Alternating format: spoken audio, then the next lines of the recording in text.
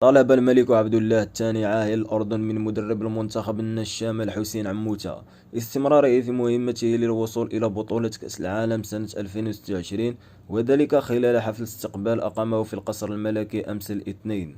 ووجه الملك طلبه هذا العموتة أمام طاقمه واللاعبين، حيث تم تكريمهم بمناسبة وصول النشامة لأول مرة في تاريخ كرة القدم الأردنية إلى الدور النهائي من بطولة كأس آسيا.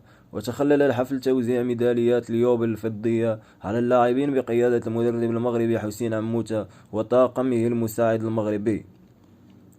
وأكد الملك الأردني أنه فخور بالإنجاز الذي حققه النشام، معبرا عن شكره لعموتة على نجاحه في إضافة البهجة والسرور على الشعب الأردني من خلال أدائهم المتميز في بطولة كأس آسيا. وخاطب عائل الأردن عموتة كوتش حسين: إن شاء الله بدنا مساعدتك في كأس العالم سنة 2026، وتابع واجبنا اليوم نوقف معكم كل الدعم، مضيفا بدي المعنويات تكون عالية جدا، وحبيت أشكركم على الأخلاق لأنه أول مرة أشوف فريق بعلاقته العالية مع الجمهور ومع الشعب الأردني.